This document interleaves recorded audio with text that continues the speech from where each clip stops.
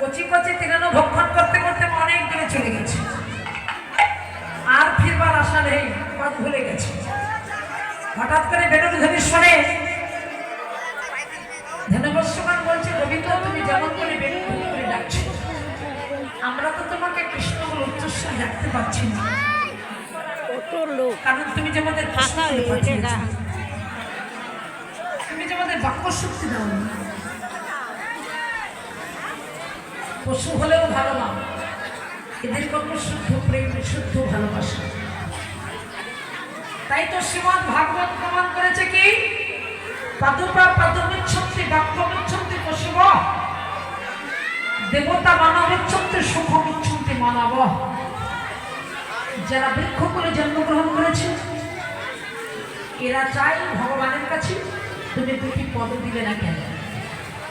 পদযাত্রা করে যতদিন পর্যন্ত তুমি গোষ্ঠী গিয়ে উচ্চারণ করো, ততদিন পর্যন্ত আমরা ছায়া করে করে রেখে তোমার সেবা করতে পারব না। বাক্যমিচ্ছন্তি পশুব, যারা পশুকুলে জন্মগ্রহণ করেছে, এই পশুগুলো কেঁদে কেঁদে বলে, তুমি কেন আমাদের পশুকুলে পাঠিয়েছ? পশুকুলে পাঠিয়ে তো তাতেও দুঃখ নেই, কেন বাক্য শক্তিকে দেব? পশুকুলে জন্মগ্রহণ করে যদি বাক্য শক্তিটা দিতে, উচ্চস্বরে কৃষ্ণ বলে কেঁদে কৃষ্ণ বলে দেখে আমাদের পশু জনক দেবতা মানবিচ্ছন্তি। যে 33 কোটি দেবতার অনেক মায়েরা ভজনা করে, অনেক বাবারা ভজনা করে, এই 33 কোটি দেবতা পর্যন্ত আমার ভগবানকে ডাকে, ভগবানের জন্য তারা কাঁদে। কি বলে, গোবিন্দ কেন তুমি আমাদের 33 কোটি দেবতা কোলে পাঠিয়েছো? দেবতা কোলে না পাঠিয়ে তুমি যদি বৃন্দাবনে ব্রজের মানুষ করে পাঠাও, মানব কোলে জন্মগ্রহণ করে তোমার সেবা করতে পারতাম, তোমার ভজন করতে পারতাম।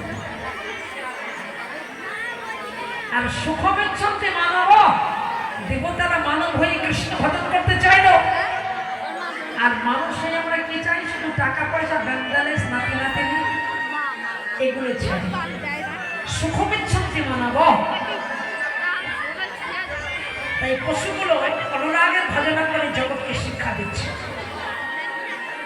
বললে, হে গোবিন্দ, তুমি পুনরায় বেলুন ধ্বনি করো, বেলুন ধ্বনি শ্রবণ করে যেন তোমার চরণে যেতে পারে। তাই অন্তর্যামী শ্রী ভগবান বেনু বাজাতে লাগলেন। যেই বেলুন ধ্বনি করেছে, শোনে কানন বেনু ঊর্ধ্ব মুখে ধাজ ধেন,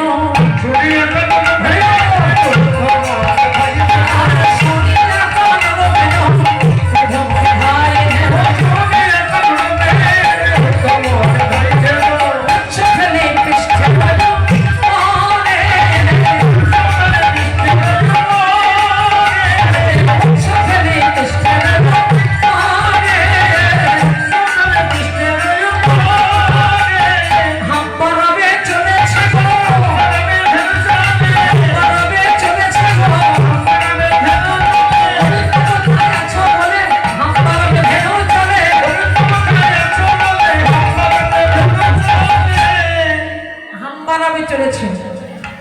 রাধে রাধে। কেমন ভাবে যাচ্ছে মা? লেজটাকে উপরের দিকে তুলে রেখেছে, হাম্বা হাম্বা রব করতে করতে চলেছে। কেমন করে?